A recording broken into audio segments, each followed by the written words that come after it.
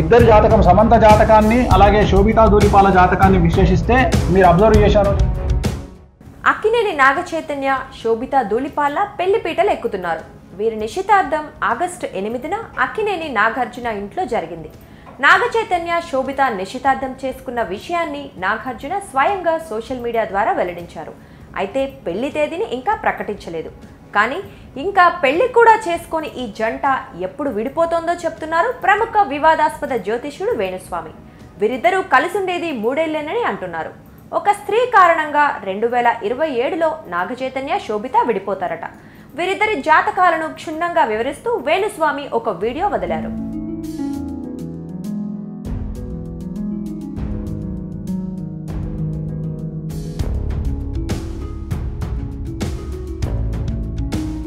నాగచైతన్యకు గతంలో నటి సమంతతో పెళ్లైన విషయం తెలిసిందే.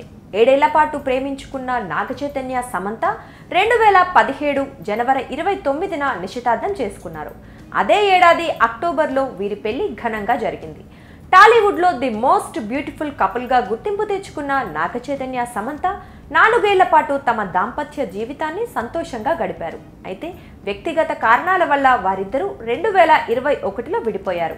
నిజానికి వీరిద్దరూ విడిపోవటాన్ని ఫ్యాన్స్ వ్యతిరేకించారు. ఈ విషయంలో సమంతదే తప్పంటూ అక్కినేని ఫ్యాన్స్ ఆడిపోసుకున్నారు.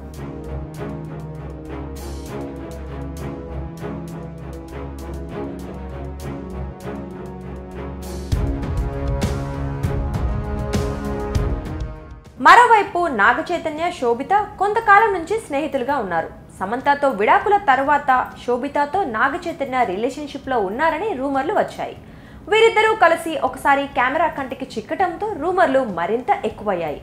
కానీ ఈ విషయంలో ఏనాడు నాగచైతన్య కానీ శోభిత కానీ స్పందించలేదు.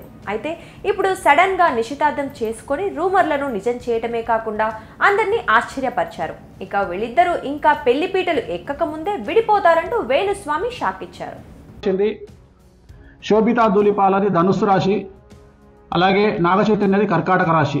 ఒకసారి కాంబినేషన్ చూడండి. కర్కాటకం, సింహం, కన్యా, తుల, వృశ్చికం, ధనుస్సు 6, ధనుస్సు, మకరం, కుంభం, మీనం, మేషం, వృషభం, మిథునం, కర్కాటకం 8. సో 6:8 అయిపోయింది. షష్టాష్టకాలు, ఇద్దరి జాతకంలో షష్టాష్టకాలు. అలాగే ఇద్దరి జాతకం సమంత జాతకాన్ని అలాగే శోభితా ధూళిపాల జాతకాన్ని విశ్లేషిస్తే మీరు అబ్జర్వ్ చేశారో లేదో, ఇద్దరి జాతకాల్లో కూడా శని దృష్టి అనేటువంటిది కుజుడి మీద ఉంది. ఇక్కడ కూడా చూడండి, శోభితా జాతకంలో శని దృష్టి అనేటువంటిది కుజుడి మీదనే కాదు, శుక్రుడి మీద, గురువు మీద ఉంది. సో వీరి జాతకంలో 2027 నుండి సమస్యలు ఉండే అవకాశం ఉంది. 2027 వరకు సో బాగానే ఉంటుంది వ్యవహారం. 2027 నుండి వైవాహిక జీవితంలో సమస్యలు అనేటువంటి ఏర్పడతాయి. అలాగే వీరి సమస్యలకు ప్రధానమైనటువంటి కారణం ఒక స్త్రీ మూలకంగా ఉంటుంది. ఒక స్త్రీ